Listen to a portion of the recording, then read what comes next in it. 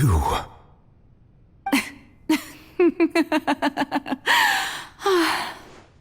Sorry. That shocked expression on your face is just too amusing.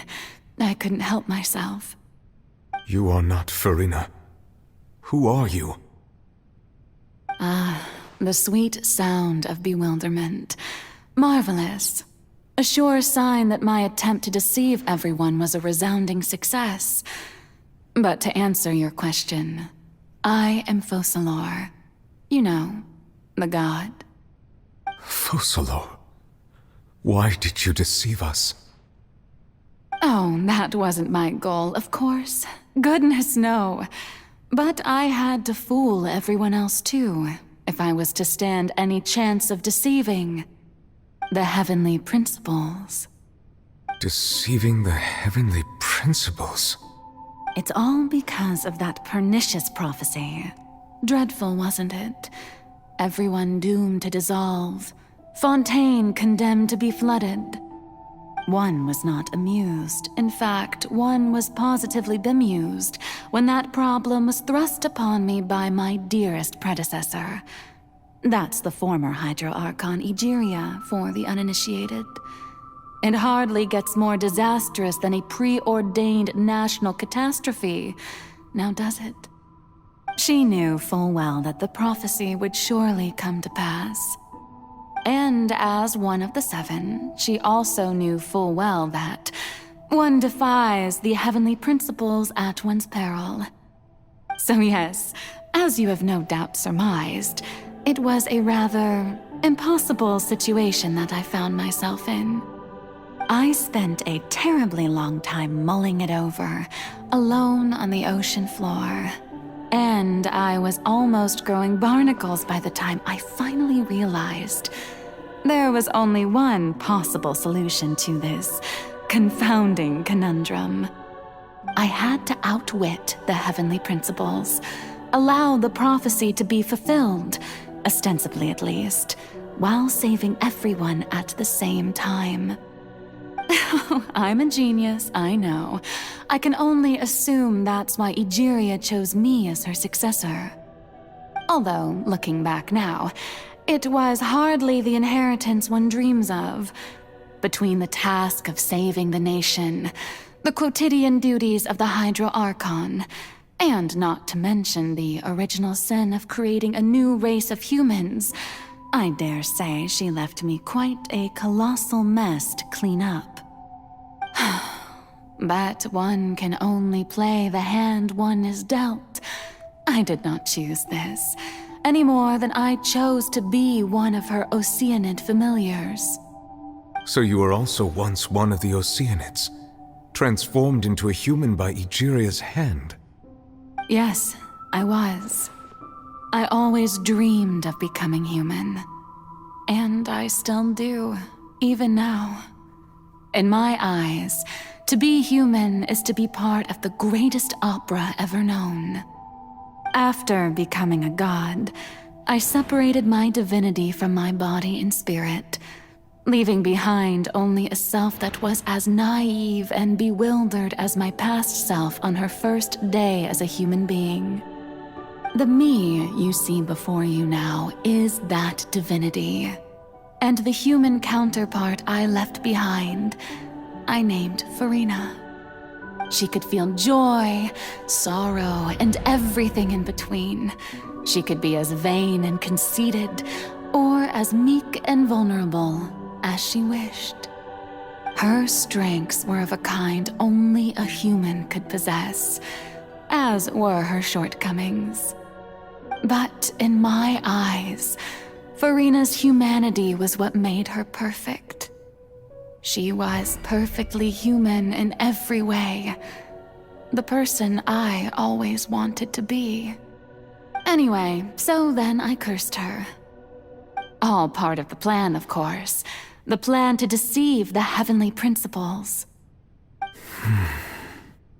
Do you still remember the final scene of the prophecy? The Hydro Archon alone, weeping on her throne. In order that the prophecy might appear fulfilled, I invited Farina to be an actress, to play the part of the Hydro Archon in the prophecy. Under the curse I placed on her, so long as I, Foçalors' divinity, continued to exist, she could not die. But nor was she free to live her life in the pursuit of happiness. Instead, she was forced to take the stage in the opera house, to embrace the role of leading lady, to forever play the part of the god from the prophecy, all to create a deceitful appearance of that prophecy coming to pass. I suppose now you probably understand why your court is called the Opera Epiclese. But Farina is only human, isn't she? Even though she has had a long life, her mind is no stronger than that of any other ordinary human being. I cannot begin to fathom what she has had to endure. It must have been torture for her. It has indeed. And although she is, in a sense, me in human form, I most definitely owe her an apology for it. It's been 500 years. And all along, she's been playing her part in the most unimaginably long, unbearably lonely, and agonizingly painful opera of all time. Ruth, you've never once let her in on the full plan? Yes, it had to be done. To deceive the heavenly principles, you must first deceive yourself. She did very well. If she had let her resolve falter even once in these 5 centuries, Fontaine would have been doomed to the most tragic fate. It seems that trusting humanity was the right decision after all. I believe that I understand how your deception works, but that is only half the truth, is it not? How would you build on this foundation to save the people of Fontaine? That is the most important thing. Ah, good. Of course, the Iudex of Fontaine has pinpointed the crux of the issue. I'm sure you've long sensed that the Oratrice is no simple machine, yes? I've always suspected that it had its own consciousness, and Linny did mention that he heard a human voice within the core chamber. It now seems that that person was you, hidden within the machine all along. Am I right? And then I became one with the Oratrice, taking Fontaine's gnosis with me. Yes, it would seem so, wouldn't it? Alas, your understanding of this device still lacks sufficient depth. In truth, it is no enactor of justice. It is, in fact, a device created to kill the god of justice. I beg your pardon? Oh, you have it. And to be more precise, not only will the Oratrice take down the god of justice, it will also take down the divine throne upon which she has been placed. I mean, did you think I would be the sort to enjoy peaceful repose while Farina suffered?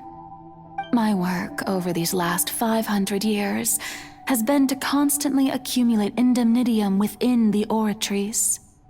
But really, some have already discovered that only a small fraction of the energy generated by the device was ever used to provide power to Fontaine. The vast majority had to be, accumulated to enact this death sentence. It was all a part of your plan then? Both the trial and the sentence? Indeed. This power, accrued over 5 centuries, could have sustained Fontainians for millennia had it only been used for that purpose. Almost all of it has now been stored within the Oratrice. But only power of this magnitude could hope to destroy the Hydro Archon's divine throne, shaking the rules established by Celestia and breaking through the institution that is the Seven. So the Oratrice's call for death was for neither Farina nor Foçalors, but for the Hydro Archon. The destruction of that divine throne. If I do not misunderstand your intent, you must be... Returning what's rightfully yours to you, of course. In other words, this was all done to return the authority of the Hydro Archon to the Hydro Dragon of this planet. But...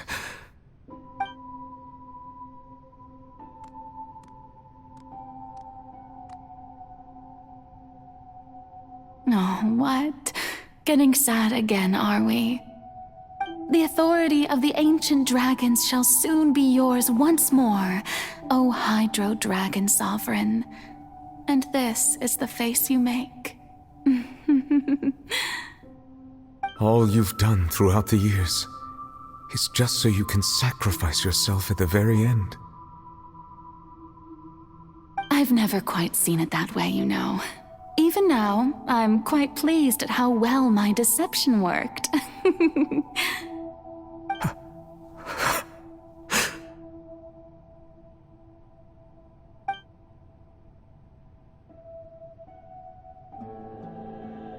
Hydro Dragon,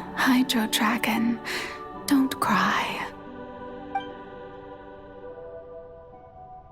I must say, had it been within my rights, I would have loved to judge the heavenly principles themselves. Were they not guilty of essentially the same crime? Egeria stole the power of the primordial sea, and the heavenly principles stole the power you ancient dragons possessed. I, for my part, am the god of justice. And is it not just that your original powers should be returned to you? Speaking of justice, I have always believed that justice lies in the process of pursuing human existence itself.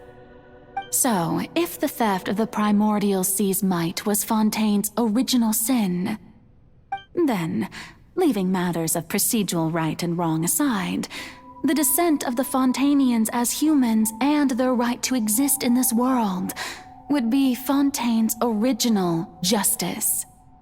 In other words, existence was Egeria's justice, and to me, justice is the continuation of that existence.